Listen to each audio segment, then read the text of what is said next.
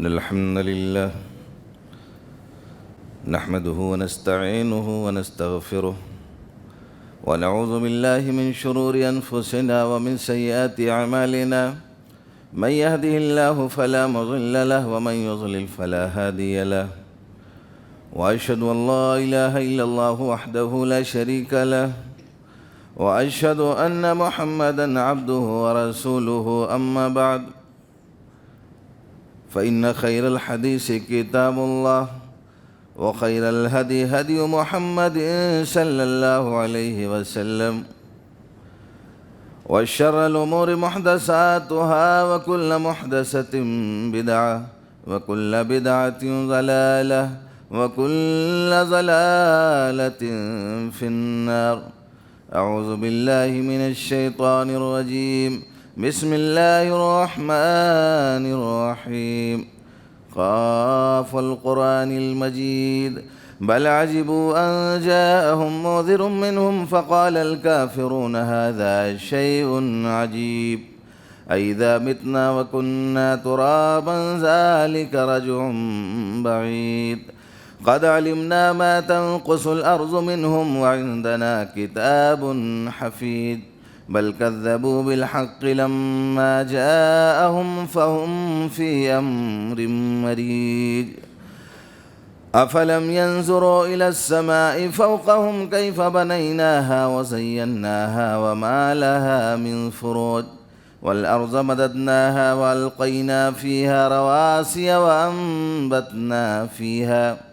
وأنبتنا فيها من كل زوج بهيج تبصرة وذكرى لكل عبد منيب ونزلنا من السماء ماء مباركا فأنبتنا به جنات وحب الحصيد والنخل باسقات لها طلع نضيد رزقا للعباد وأحيينا به بلدة ميتا كذلك الخروج كذبت قبلهم قوم نوح وأصحاب الرس وثمود وعاد وفرعون وإخوان لوط وأصحاب الأيكة وقوم التبع كل كذب الرسل فحق وعيد أفعينا بالخلق الأول بل هم في لبس من خلق جديد.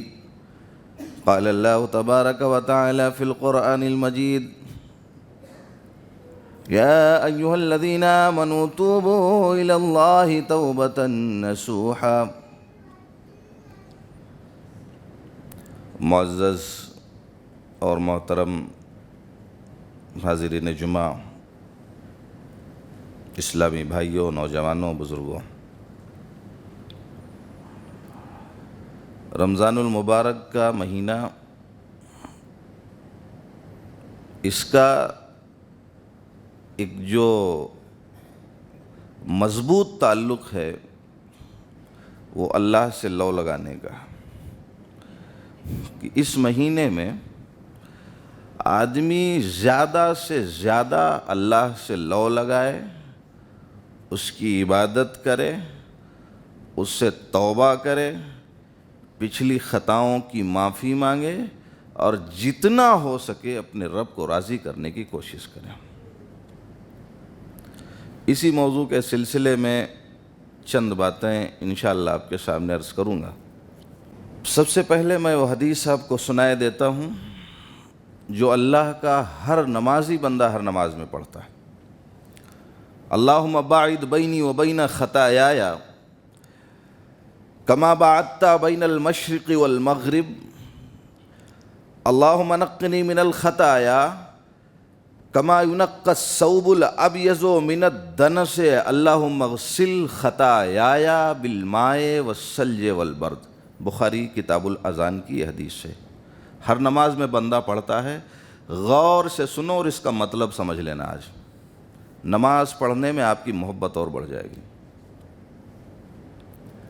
اللہم باعد بینی و بین خطایایا، بندہ رب سے گفتگو کر رہا ہے دوران نماز کہ اے اللہ، ہمارے اور ہمارے جو گناہ ہوئے ہیں ان میں اتنی دوری کر دے جتنی دوری تو نے مشرق اور مغرب کے درمیان بنائی ہے۔ بندہ رب سے دعا کرے، اللہ میرے اور میرے گناہ میں اتنا دوری کر دے جتنا دوری تو نے مشرق اور مغرب کے درمیان بنائی ہے۔ پورب اور پچھم کے درمیان جتنی دوری ہے، ایک طرف سے سورج نکلتا ہے، دوسرے طرف سورج غروب ہوتا ہے، تو نکلنے اور ڈوبنے میں جتنی دوری ہے میرے گناہ میں اتنی دوری کر دے۔ اور دوسرا ٹکڑا جو بندہ کہتا ہے کہ اے اللہ رب العالمین میرے گناہوں کو ایسے ہی صاف کر دے جس طرح سفید کپڑے سے میل اور کچیل، غلاظت اور گندگی کو صاف کر دیا جاتا ہے۔ اور تیسرا ٹکڑا جو بندہ اللہ کے لیے نماز میں پڑھتا ہے، بالماء والثلج والبرد، کہ اے اللہ ہمارے گناہوں کو تو پانی سے دھل دے، ہمارے گناہوں کو برف سے دھل دے، اور برف سے بھی اگر کوئی چیز ٹھنڈی بنائی ہے تو ہمارے گناہ کو اس سے بھی دھل دے۔ تو یہ ترجمہ ہوا، اور اس حدیث سے 3 باتیں سمجھ میں آتی ہیں۔ پہلی بات یہ معلوم ہوئی کہ جو بھی انسان اس دنیا میں آیا ہے اس سے گناہ کا، غلطی کا، برائی کا، خطا کا امکان باقی ہے، لہٰذا جب بھی کسی مسلمان سے گناہ ہو جائے فوراً اللہ کی بارگاہ میں معافی مانگ لینا چاہیے۔ یہ پہلی بات معلوم ہوئی اس دعائے ثنا سے۔ اور دوسری بات یہ معلوم ہوئی کہ جو سفید کپڑا ہم پہنتے ہیں اس میں گندگی لگ جائے، اس میں غلاظت لگ جائے، اس میں میل اور کچیل لگ جائے، ایریل صرف سے دھویا جا سکتا ہے، صابن سے دھویا جا سکتا ہے، دوسری چیزوں سے دھویا جا سکتا ہے، لیکن دل کا سفید اگر گندا ہو گیا، رب کے عزت کی قسم اس کے سوا کوئی معاف نہیں کر سکتا۔ دل کا سفید اگر گندا ہو گیا تو اس کے مغفرت کے سوا دنیا میں کوئی چیز صاف نہیں کر سکتی۔ اس کو تو آپ کسی سے بھی دھل کے صاف کر سکتے۔ اور تیسری بات اس حدیث سے یہ معلوم ہوئی کہ گناہ گرم ہوتا ہے، گناہ گرم ہوتا ہے، اور اس کی مثال یہ حدیث ہے کہ نبی علیہ السلام نے دعا مانگی کہ اللہ میرے گناہوں کو پانی سے دھل دے، پانی ٹھنڈا ہوتا ہے۔ پھر دعا مانگی میرے گناہ کو برف سے دھل دے، پانی سے بھی ٹھنڈا برف ہوتا ہے۔ پھر دعا مانگی میرے گناہوں کو اولے سے دھل دے، اس سے ٹھنڈا اولا ہوتا ہے جو کشمیر میں گرا کرتا ہے۔ تو نبی کا ٹھنڈی سے ٹھنڈی چیز سے گناہوں کو مٹانے کی اللہ سے دعا کرنا، یہ اس بات کی دلیل ہے کہ گناہ گرم ہوتا ہے، اس کا مزاج بھی گرم ہوتا ہے۔ ایک آدمی چوری کر کے بھاگتا ہے، ایک آدمی بینک لوٹ کے بھاگتا ہے، ایک آدمی زناکاری کر کے بھاگتا ہے، اسے دوڑایا جاتا ہے، وہ گنہگار پسینے میں ڈوب جاتا ہے۔ تو آدمی کا گناہ کرنا پھر پسینے میں ڈوب جانا، معلوم یہ ہوتا ہے کہ گناہ گرم ہے، اس کی تاثیر گرم ہوتی ہے۔ اگر گرم نہ ہوتی تو نبی نے ٹھنڈے سے ٹھنڈے چیز سے گناہ کو مٹانے کی دعا نہ مانگی ہوتی۔ اور ایک مسلمان اور ایک شیطان کا فرق بتا دوں، یہ تو اس حدیث کا مفہوم ہو گیا، اسے ذہن میں رکھیں گے، نماز پڑھنے میں آپ کو بہت سکون محسوس ہوگا۔ انسان اور شیطان میں ایک فرق بتایا گیا۔ بحیثیت مسلمان، بحیثیت مومن، ہماری شان یہ ہونی چاہیے کہ اگر ہم سے گناہ ہو جائے فوراً اللہ سے معافی مانگ لیں، اس لیے کہ شیطان کبھی اللہ سے معافی نہیں مانگتا۔ اور مثال ہے، حضرت آدم علیہ السلام سے گناہ ہوا، غلطی ہوئی، زمین پہ اتار دیے گئے۔ قال ربنا ظلمنا انفسنا وان لم تغفر لنا وترحمنا لنكونن من الخاسرین۔ اللہ میں نے بہت بڑا گناہ کر لیا ہے، بہت بڑا ظلم کر لیا ہے، بہت بڑی نافرمانی تیری بارگاہ میں کر لی ہے، اگر تو معاف نہیں کرے گا میرے گناہ کو کوئی معاف کرنے والا نہیں ہے۔ یہ دعا حضرت آدم علیہ السلام نے مانگی تھی۔ مسلمان تھے، مومن تھے، انسان تھے۔ شیطان کو کہا اسجدوا لآدم، آدم علیہ السلام کو سجدہ کر لے۔ اس نے کہا میں سجدہ کروں؟ میں تو اس سے بڑھ کر ہوں، میں اسے سجدہ کہاں سے کر سکتا ہوں؟ تو مومن کی شان گناہ کی معافی مانگ لے، اس لیے کہ گناہ کی معافی اللہ کے حضور شیطان نہیں مانگا کرتا۔ اور دوسری بات یہ ہے، اگر گناہ ہو جائے تو کبھی اپنے تقدیر کو بیچ میں نہیں لانا چاہیے کہ میرے نصیب میں یہ لکھا تھا، میری تقدیر میں یہ لکھا تھا، میں کیا کروں، گناہ ہو گیا، اس کو بیچ میں نہیں لانا چاہیے۔ لیکن ایک بات ہے، حضرت آدم علیہ السلام نے اپنے تقدیر کو بیچ میں رکھ لیا تھا، اس کی میں وضاحت کر دیتا ہوں۔ عالم برزخ میں برزخی زندگی وہ ہوتی ہے جو مرنے کے بعد شروع ہوتی ہے۔ حضرت موسیٰ علیہ السلام اور حضرت آدم علیہ السلام کے درمیان گفتگو ہوئی۔ حضرت موسیٰ علیہ السلام نے حضرت آدم علیہ السلام سے کہا کہ کیا آپ ہی وہ آدم ہیں جنہوں نے اس درخت کا پھل کھایا جس سے اللہ نے منع کیا تھا اور جنت سے نکال دیے گئے، اور پوری تمہاری اولاد آج کی تاریخ میں پریشان ہے؟ اگر تم نے اس کا پھل نہ کھایا ہوتا، جنت سے نکالے نہ گئے ہوتے، شیطان تمہاری اولادوں کے پیچھے نہیں پڑتا۔ تو حضرت آدم علیہ السلام نے جب ان کی بات سنی تو کہا کہ یہ بتاؤ موسیٰ علیہ السلام کہ تورات تمہارے اوپر نازل ہوا تھا؟ کہا ہاں۔ تو کہا یہ بتاؤ کہ کیا تورات میں یہ نہیں لکھا تھا کہ انسانوں کی تقدیریں ان کے پیدا ہونے سے 50,000 سال پہلے لکھ دی گئی ہیں؟ تو کہا لکھا ہے۔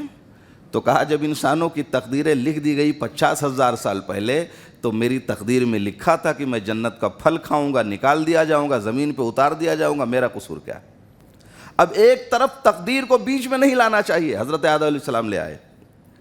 مسئلہ میں مستنبط کرتا ہوں، یہ ہے مسئلہ، اس سے ثابت ہوتا ہے کہ ایک آدمی بہت بڑا گنہگار تھا، ظالم تھا، جابر تھا، ساری گناہیں کرتا تھا، سارے خطاؤں کے کام کرتا تھا، کبھی مسجد کا چہرہ نہیں دیکھتا تھا۔ اب وہ بیچارہ آ کے نماز پڑھنے لگا، 5 وقتہ نمازی ہو گیا، تکبیر بھی بولنے لگا، سارے مسجد کے کام بھی کرنے لگا۔ اب اگر کسی مصلی سے تھوڑی سی انبن ہو جائے تو وہ کہہ دیتا جانتا ہوں پہلے تو کیا تھا، تیری پوری ہسٹری جانتا ہوں، شراب بھی پیتا تھا، جوا بھی کھیلتا تھا، زناکاری بھی کرتا تھا، سارے گناہ کرتا تھا، آج بہت تو پاک صاف ہو گیا۔ تو ایسا آدمی جو سدھر گیا ہو اور سدھرنے کے بعد کوئی مصلی اسے پچھلے گناہوں کا طعنہ دیتا ہو تو وہ کہہ سکتا ہے کہ یار میرے نصیب میں جو لکھا تھا، میری تقدیر میں جو لکھا تھا وہ ہو گیا، میں نے اپنے گناہوں کی اپنے رب سے معافی مانگ لی ہے، میرے پچھلی زندگی کو طنز کا نشانہ مت بناؤ۔ تو یہ آدمی سدھر گیا تو تقدیر کو بیچ میں لا سکتا ہے۔ رہا ہوا آدمی جو گناہوں پہ گناہیں کر رہا ہے، غلطیوں پہ غلطیاں کر رہا ہے، اب کبھی نماز بھی نہیں پڑھتا، آپ پوچھتے نماز کیوں نہیں پڑھتا، وہ کہتا نماز کیسے پڑھوں، میرے تقدیر میں تو نماز ہی نہیں لکھا۔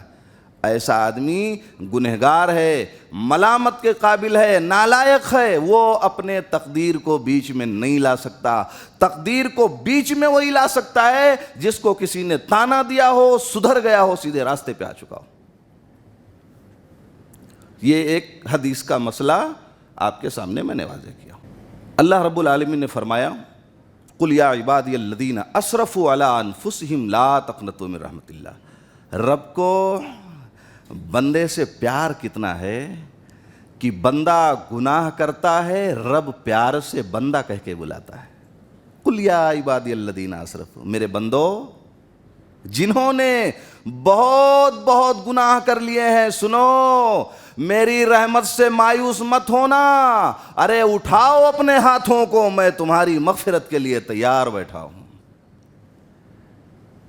اور یہی وہ آیت کریمہ ہے، جب یہ نازل ہوئی تھی تو نبی علیہ السلام نے کہا تھا کہ اگر زمین و آسمان بھر کے خزانے بھی میرے قدموں میں لا کے ڈال دیے جاتے تو میں اتنا خوش نہ ہوتا جتنا کہ اس آیت کے اترنے کے بعد خوش ہوا ہوں۔ اب آپ کو خوش ہونے کی ضرورت کیا تھی؟ آپ تو بخشے بخشائے ہیں. قرآن نے کہا لیغفر لک اللہ ما تقدم من ذنبک وما تاخر. ہم نے آپ کی اگلی پچھلی ساری خطاؤں کو معاف کر دیا ہے. تو آپ خوش اس لیے ہوئے تھے کہ اس آیت کریمہ میں امت محمدیہ کے بخشش کا سامان موجود تھا. اللہ نے امت محمدیہ کو معاف کرنے کا وعدہ فرما لیا تھا. اور اس کے بعد اللہ نے فرمایا وَتُوبُوا إِلَى اللَّهِ جَمِيعًا أَيُّهَا الْمُؤْمِنُونَ لَعَلَّكُمْ تُفْلِحُونَ. کہ اے مومنو،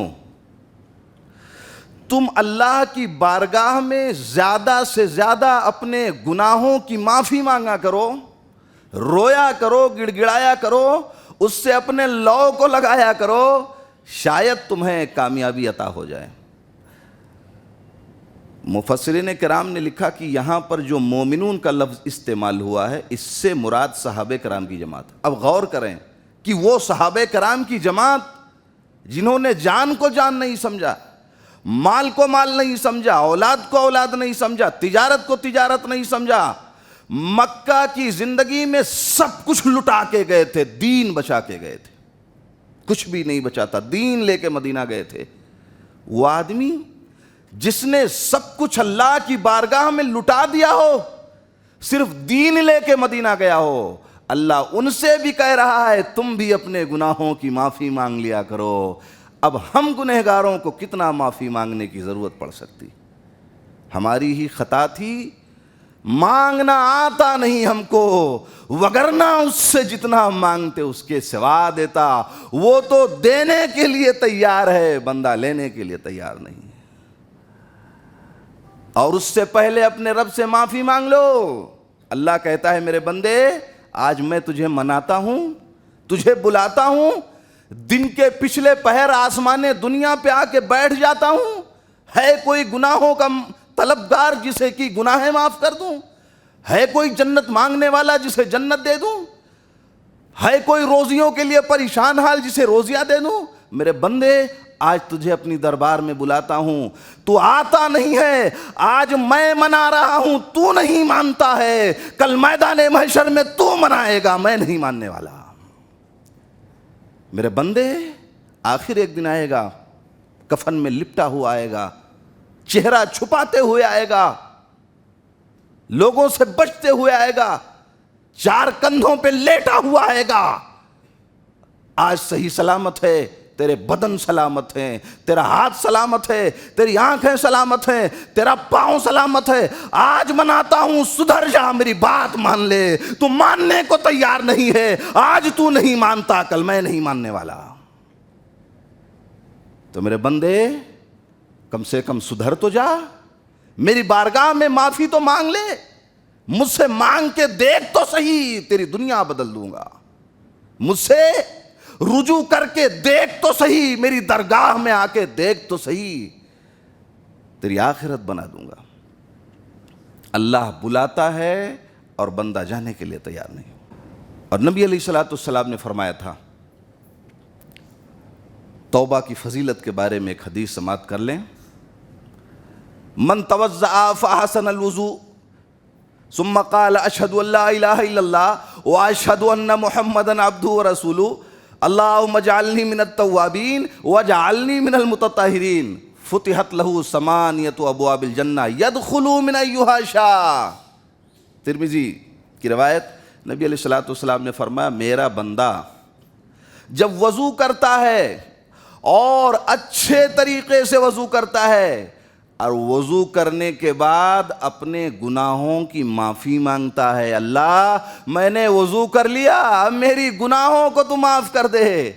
اللہ کہتا ہے کہ جب بندہ وضو کرنے کے بعد اپنے گناہوں کی میری دربار میں آ کے معافی مانگتا ہے تو اللہ رب العالمین فرماتا ہے فتحت لہ ثمانیۃ ابواب الجنہ. اللہ نے فرمایا فرشتوں اس معافی مانگنے والے کے لیے جنت کے 8 دروازوں کو کھول دو، جس دروازے سے چاہے گا جنت میں داخل ہو جائے گا. تو وہ لوگ جو وضو کرتے ہیں اور اس کے بعد رب سے مسجد میں پہنچ کے اپنے گناہوں کی معافی مانگتے ہیں، اللہ رب العالمین نے فرمایا قیامت کے دن ان کے لیے جنت کے 8 دروازے کھول دیے جائیں گے۔ آدمی جب گناہ کرتا ہے تو اس کے دل پہ ایک دھبا پڑ جاتا ہے، سیاہ دھبا۔ اگر معافی مانگتا ہے تو دھبا چھوٹ جاتا ہے، پھر گناہ کرتا پھر دھبا پڑتا ہے، پھر گناہ کرتا پھر دھبا پڑتا ہے۔ جتنے گناہ کرتا ہے اتنے دھبے پڑتے ہیں، اور معافی مانگتا ہے تو یہ دھبے چھوٹ جاتے ہیں۔ تو لہٰذا اپنے سینوں کو دھبوں سے مت بھرو، جب گناہ ہو جائے توبہ کر لیا کرو تاکہ یہ دھبوں کا خاتمہ ہو جائے، ورنہ یہی دھبا لے کے اللہ کی بارگاہ میں کون سا چہرہ لے کے جاؤ گے۔ اسی لیے نبی علیہ الصلوۃ والسلام فرماتے تھے کہ لوگوں اللہ سے توبہ کیا کرو، میں نبی ہوں، میں رسول ہوں، لیکن اس کے باوجود دن میں 100 مرتبہ اللہ کی بارگاہ میں معافی مانگ لیا کرتا ہوں۔ یہ نبی کا معاملہ تھا، اور اللہ نے فرمایا کہ میرا بندہ اگر زمین و آسمان بھر کے گناہ لے کے آئے گا، زمین و آسمان بھر کا گناہ بندہ لے کے پہنچ جائے، لیکن اگر اس نے شرک نہ کیا ہوگا تو میں اس سے زمین و آسمان بھر کے مغفرت کے ساتھ ملاقات کروں گا۔ تم گناہ لے کے جاؤ، شرک نہیں کیے ہوگے تو اتنے ہی مغفرت کے ساتھ اللہ رب العالمین تم سے ملاقات کرے گا۔ اور اسی لیے انبیاء کرام کی زندگی کا یہ دستور تھا کہ جب بھی ان سے کوئی گناہ ہوتا تھا فوراً اللہ کی بارگاہ میں معافی مانگ لیتے تھے، دیر نہیں لگاتے تھے۔ حضرت موسیٰ علیہ السلام کا واقعہ، حضرت ابراہیم علیہ السلام کا واقعہ، حضرت یونس علیہ السلام کا واقعہ۔ وَلَمَّا جَاءَ مُوسَىٰ لِمِیقَاتِنَا وَكَلَّمَهُ رَبُّهُ، موسیٰ علیہ السلام نے کہا تھا کہ اللہ رب العالمین گفتگو کرنے کے لیے گئے تھے کوہ طور پہ۔ گفتگو شروع ہوئی تو کہا اللہ بات کرنے سے دل نہیں بھرتا، میں تجھے دیکھنا چاہتا ہوں۔ قال لن ترانی ولكن انظر الى الجبل فان استقر مكانه فسوف ترانی۔ تو اللہ نے کہا موسیٰ علیہ السلام گفتگو تو کر سکتے ہو، مجھے دیکھ نہیں سکتے ہو، اور کیا یہ کم ہے کہ تم سے پہلے ہم نے کسی سے بات کیا بھی نہیں ہے، یہ تم پہلے آدمی ہو جس سے میں گفتگو کر رہا ہوں۔ تو ذرا ضدی آدمی تھے، کہا نہیں اللہ میں تو تجھے دیکھنا چاہتا ہوں۔ کہا ٹھیک ہے، اس پہاڑ کی طرف دیکھتے رہو، اگر یہ پہاڑ اپنی جگہ قائم رہا تو تم مجھے دیکھ لے جاؤ گے۔ اور اللہ رب العالمین نے جب اس پہاڑ پہ تجلی فرمائی، اللہ رب العالمین نے اپنا نور بھیجا، تو اس روشنی کے کرن کا یہ معاملہ تھا کہ پورا پہاڑ دیکھتے دیکھتے ٹوٹ پھوٹ گیا، پورا پہاڑ بکھر گیا، ریزہ ریزہ ہو گیا۔ موسیٰ علیہ السلام بے ہوش ہو کے گر پڑے۔ اب جب بے ہوش ہوئے تو اللہ رب العالمین سے معافی مانگنی شروع کی، اے اللہ رب العالمین میں نے تیری مرضی کے خلاف تجھے دیکھنے کی دعا کی تھی، ارے میں تو بے ہوشی کی حالت میں پڑا ہوں، اللہ تو معاف نہیں کرے گا تو میں برباد ہو جاؤں گا۔ حضرت ابراہیم علیہ السلام، وَإِذْ يَرْفَعُ إِبْرَاهِيمُ الْقَوَاعِدَ مِنَ الْبَيْتِ وَإِسْمَاعِيلُ رَبَّنَا تَقَبَّلْ مِنَّا إِنَّكَ أَنْتَ السَّمِيعُ الْعَلِيمُ۔ خانہ کعبہ وہ سب سے پہلا گھر تھا۔ حضرت ابراہیم علیہ السلام، حضرت اسماعیل علیہ السلام اس کی تعمیر کرتے جا رہے ہیں، اور تعمیر کرتے ہوئے گناہوں کی معافی مانگتے جا رہے ہیں۔ اللہ یہ نیک کام تو میں نے کر دیا ہے، لیکن اگر کوئی خطا باقی رہ گئی ہوگی تو تیری بارگاہ میں معافی مانگ رہا ہوں۔ یہ اس شخص کا حال تھا جس کو اللہ نے فرمایا تھا وَاتَّخَذَ اللَّهُ إِبْرَاهِيمَ خَلِيلًا۔ ابراہیم علیہ السلام پوری دنیا میں یہ فضیلت ہم نے تمہیں عطا کی ہے کہ تمہیں اپنا دوست بنایا ہے، کسی اور کو دوست نہیں بنایا۔ جس کو اللہ اپنا دوست کہہ کے پکارتا ہو اس کے خوف کا یہ عالم ہے کہ کعبہ کی تعمیر کر رہا ہے، ساتھ میں گناہوں کی معافی بھی مانگ رہا ہے۔ یونس علیہ السلام مچھلی کے پیٹ میں پہنچ گئے، اللہ کی نافرمانی کی تھی، وَظَنُّونِ إِذْ ذَهَبَ مُغَاضِبًا فَظَنَّ أَن لَّن نَّقْدِرَ عَلَيْهِ فَنَادَىٰ فِي الظُّلُمَاتِ أَن لَّا إِلَٰهَ إِلَّا أَنتَ سُبْحَانَكَ إِنِّي كُنتُ مِنَ الظَّالِمِينَ۔ اب اللہ کی نافرمانی کی اور مچھلی کے پیٹ میں گھس گئے، مچھلی نے نگل لیا۔ رات کا اندھیرا، مچھلی کا اندھیرا، دریا کے پیٹ کا اندھیرا، ظلمات بعضها فوق بعض، اندھیرے پر اندھیرا ہے، اور انہی اندھیروں سے پیغمبر پکار رہا ہے لا الہ الا انت سبحانک انی کنت من الظالمین۔ اللہ میں نے بہت بڑا ظلم کر لیا ہے، اگر تو معاف نہیں کرے گا تو دنیا میں میرے گناہ کو کوئی معاف کرنے والا نہیں۔ اور اللہ نے انہیں اس مصیبت سے نجات دی۔ تو غلطیاں اور خطائیں انسان سے ہو جاتی ہیں، لہٰذا جب بھی بندے سے گناہ ہو جائے اسے معافی مانگ لینا چاہیے۔ اچھا، اور معافی کب ہے؟ اللہ نے فرمایا انما التوبۃ علی اللہ للذین یعملون السوء بجہالۃ ثم یتوبون من قریب فاولئک یتوب اللہ علیہم وکان اللہ علیما حکیما ولیست التوبۃ للذین یعملون السیئات حتی اذا حضر احدهم الموت قال انی تبت الآن وللذین یموتون وہم کفار اولئک اعتدنا لهم عذابا الیما۔ گناہ اس شخص کے لیے ہے جس نے جانے انجانے میں گناہ کر لیا، جانے انجانے میں نافرمانی کر لی، جانے انجانے میں غلطی ہو گئی، اور غلطی ہونے کے فوراً بعد احساس ندامت پیدا ہوا، اللہ تیری بارگاہ میں جھولی پھیلا کے گناہوں کی معافی مانگ رہا ہوں۔ اس شخص کے لیے غلطیوں کی معافی ہے۔ وَلَيْسَتِ التَّوْبَةُ لِلَّذِينَ يَعْمَلُونَ السَّيِّئَاتِ، اللہ نے کہا اور میں اس کے گناہ معاف نہیں کرتا جس نے پوری زندگی گناہ کیا ہو، اب جب قبر میں پاؤں لٹک گیا، مرنے کا وقت ہے، بستر پہ پڑا ہے، کہتا ہے اللہ میں معافی مانگتا ہوں، اب معاف کر دے۔ سارے دنیا کے مزے لے لیے، صبح کو جام پیا، شام کو توبہ کر لی، صبح شراب پیتا ہے، شام کو توبہ کرتا ہے، پھر شراب پیتا ہے، پھر توبہ، رند کے رند رہے، ہاتھ سے جنت نہ گئی، شراب بھی نہیں چھوڑنا چاہتا ہے، جنت بھی نہیں چھوڑنا چاہتا۔ تو اللہ نے کہا یا شراب لے لے یا جنت لے لے، ایک ہی چیز تجھے دینے والا ہوں۔ تو اس کے لیے ہے جس نے گناہ کر لیا ہو اور احساس پیدا ہوا ہو فوراً اللہ سے معافی مانگ لیتا۔ اس کے لیے نہیں ہے کہ جس نے حق کو حق جانتے ہوئے، سچ کو سچ جانتے ہوئے، صحیح کو صحیح جانتے ہوئے اس نے گناہ کیا ہے، مرنے کا وقت آیا تو کہتا اللہ آپ مجھے معاف کر دے۔ فرعون ڈوبنے لگا تھا تو یہی کہا تھا اللہ معاف کر دے۔ اللہ نے کہا وہ املی لہم ان کیدی متین، میرا قانون ہے میں مہلت دیتا ہوں بندہ سدھر جائے، لیکن کسی بندے کو کھلی چھوٹ نہیں دیتا ہوں۔ میں نے موقع دیا تھا تمہیں سدھرنے کے لیے، تم نہیں مانے، آج تمہارے ڈوبنے کا وقت ہے۔ حضرت معاذ بن جبل رضی اللہ تعالیٰ عنہ، صحابہ کرام، یہ انبیاء کی بات تھی جو میں نے مختصراً آپ کے سامنے عرض کی۔ کچھ صحابہ کرام کی زندگی کے بارے میں 2-3 واقعات۔ کیسے کیسے صحابہ کرام تھے، گناہ ہو جاتا تھا اور گناہ کرتے کسی نے نہیں دیکھا، پھر بھی اللہ کے حضور پہنچ جاتے، اللہ کے رسول میں نے گناہ کر لیا ہے اور اسلام کا جو قانون ہو وہ ہمارے اوپر لاگو کر دے، مجھ سے خطا ہو گئی ہے۔ ماعز اسلمی رضی اللہ تعالیٰ عنہ زنا کے جرم میں گرفتار ہو گیا اور کسی نے نہیں دیکھا اللہ کے سوا۔ نبی علیہ السلام کی بارگاہ میں پہنچے، اللہ کے رسول میں ماعز اسلمی ہوں اور میں نے زنا کر لیا ہے اور شادی شدہ آدمی ہوں، اور اسلام کا جو قانون شادی شدہ کے لیے زنا کا جرم ہے وہ ہماری ذات پہ لاگو کر دیں، میں اس دنیا میں رہنا نہیں چاہتا، میں نے گناہ کیا۔ اللہ کے رسول نے کئی مرتبہ سوال اور جواب ہوا۔ جب معاملے کی مکمل طور پر رسول علیہ السلام کو تحقیق ہو گئی تو انہوں نے صحابہ کرام کو بلایا اور صحابہ کرام نے پتھروں کی برسات کی اور حضرت ماعز اسلمی رضی اللہ تعالیٰ عنہ کو رجم کر دیا۔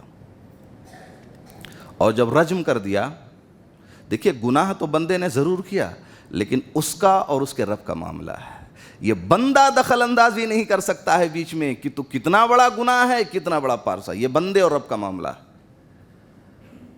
اب زنا کے جرم میں لائے گئے اور اللہ کے رسول علیہ السلام نے انہیں رجم کروا دیا۔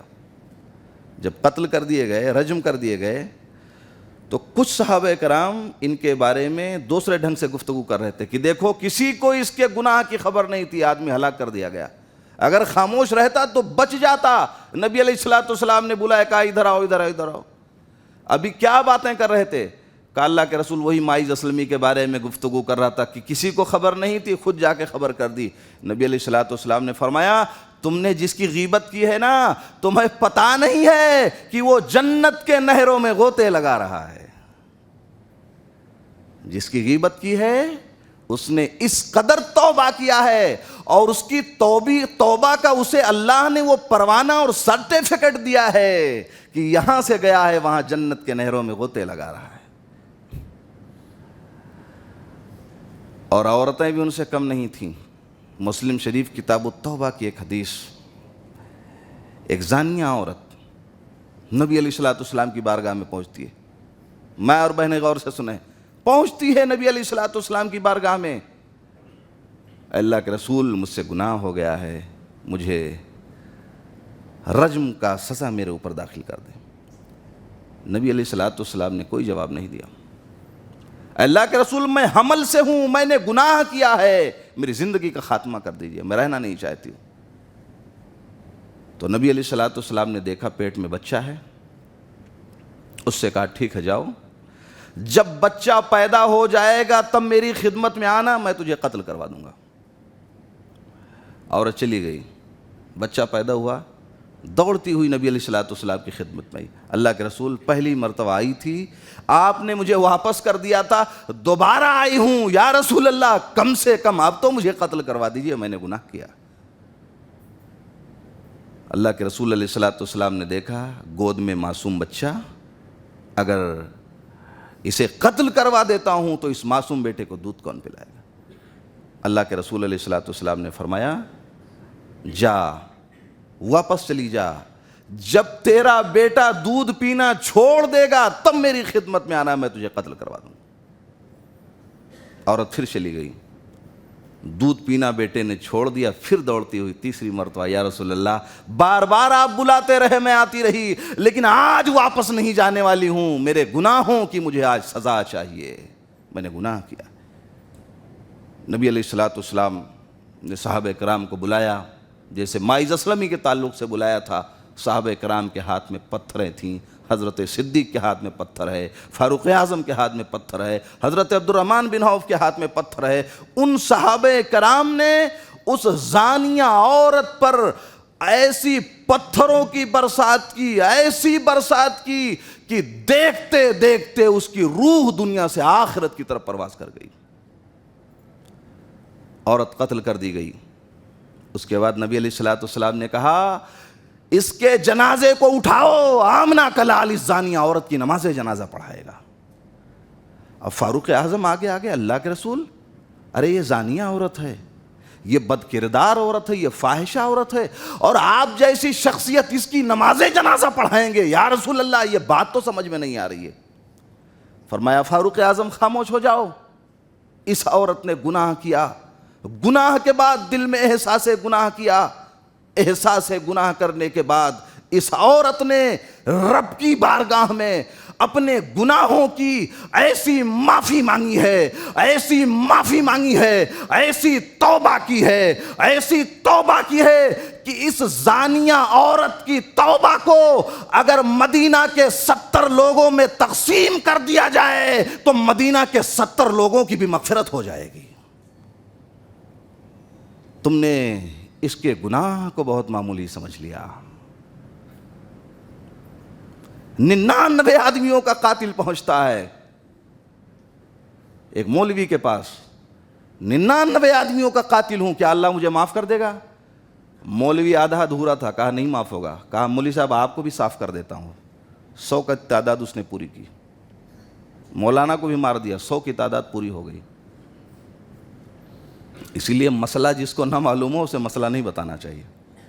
جان بھی گئی تو لوگوں نے کہا اور بڑے عالم کے پاس چلے جاؤ، وہاں پہنچا، کیا میری گناہ معاف ہوگی مولانا صاحب؟ کہا کون ہے جو تیرے اور تیرے رب کے درمیان حائل ہو جائے؟ اللہ تیرے گناہ کو معاف کر دے گا، لیکن 99 100 آدمیوں کا قاتل ہے، اور گناہ جس بستی میں کیا تھا اس بستی کو چھوڑ دے، وہ ظالموں کی بستی ہے، وہاں رہنا تیرے لیے مناسب نہیں ہے، چھوڑ کے آ جا اس بستی کو۔ وہ بستی چھوڑ کے آ گیا بیچارہ کہ یہ گناہوں کی سرزمین ہے، ان کے بیچ میں ہمیں آج کے بعد نہیں رہنا ہے، یہ تو گناہ ہی کی طرف بلاتے ہیں۔ بستی چھوڑ دیا، تو پتا چلا کہ فلاں شہر کے لوگ بڑے نیک اور بڑے اچھے اور پرہیزگار ہوتے ہیں، اس بستی کی طرف چلا کہ آج کے بعد انہی کے بیچ میں جاؤں گا، رہوں گا، نماز پڑھوں گا، اللہ کی عبادت کروں گا، نیک کام کروں گا۔ ابھی وہ جا ہی رہا تھا کہ راستے میں موت آ گئی، 100 آدمیوں کا قاتل، راستے میں موت آ گئی۔ اب جب موت آ گئی تو عذاب کے فرشتے، جہنم کے فرشتے بھی آئے اور جنت کے فرشتے بھی آ گئے، اور دونوں فرشتوں میں جھگڑا ہونا شروع ہو گیا۔ جہنم کے فرشتوں نے کہا پوری زندگی خطا کیا، اس کی لاش کو میں لے جاؤں گا، اور جنت کے فرشتوں نے کہا ٹھیک ہے، گناہ کیا اپنی جگہ، لیکن جس دن اسے یہ پتا چلا کہ گناہ بہت بڑا گناہ ہوتا ہے، جس دن سچائی کا پتا چلا، یہ معافی مانگنے کے لیے بروں کی سرزمین چھوڑا، نیک لوگوں کے پاس جا رہا تھا۔ تو لہٰذا نیت اس نے اچھے کا کام کر لیا تھا، اس کی لاش کو ہم لے کے جائیں گے۔ تو جہنم کے فرشتے، جنت کے فرشتے جھگڑا کر رہے ہیں۔ اللہ رب العالمین نے ایک فرشتہ بھیجا فیصلہ کرنے کے لیے، کہا جاؤ زمین کو ناپ لو، اگر گناہ کے طرف بڑھے ہوئے قدم زیادہ ہوں گے جہاں سے چلا ہے، اگر گناہ کے راستے زیادہ ہوں گے تو جہنم کے فرشتے لے جائیں گے، اور نیکیوں کے راستے زیادہ ہوں گے تو جنت کے فرشتے۔ ادھر زمین کی پیمائش اور ناپی ہو رہی ہے، اللہ کا حکم ہوتا ہے اے زمین جنت کے طرف بڑھے ہوئے میرے بندے کے لیے قدم زیادہ کر دے۔ اس کے طرف بڑھے ہوئے قدم جنت کی طرف زیادہ ہو گئے، فرشتوں نے زمین ناپی، آدمی جنتی نکلا، اللہ نے جنت کا مستحق اسے بنا دیا۔ تو اللہ کے بندو، یہ رمضان المبارک کا مہینہ ہے، اللہ سے رجوع کرنے کا مہینہ ہے، گناہوں کی معافی مانگنے کا مہینہ ہے، خطاؤں کی معافی مانگنے کا مہینہ ہے۔ اللہ کی بارگاہ میں رو، اللہ کی بارگاہ میں گڑ گڑاؤ، اپنے خطاؤں کی معافی مانگو کہ عرش والے جانے انجانے میں غلطی ہوئی ہے، تیرے سوا کوئی معاف کرنے والا نہیں ہے، تو میری خطاؤں کو معاف کر دینا، تیرے سوا میرے گناہوں کو کوئی معاف کرنے والا نہیں ہے۔ تیری بارگاہ میں یہ بندے گنہگار جھولی پھیلا کے دعا مانگتا ہے، عرش والے میرے عزت و آبرو کی لاج رکھ کے قیامت کے دن مجھے رسوا مت ہونے دینا، مجھے جنت نصیب کر دینا۔ عرش والے اس لیے میں اپنے گناہوں کی معافی مانگ رہا ہوں، تجھ سے عہد کر رہا ہوں کہ معاف کر دے، آج کے بعد میں کوئی گناہ کا کام نہیں کروں گا، میرے غلطیوں کو نظر انداز کر دے، آج کے بعد میں کوئی خطا کا کام نہیں کروں گا۔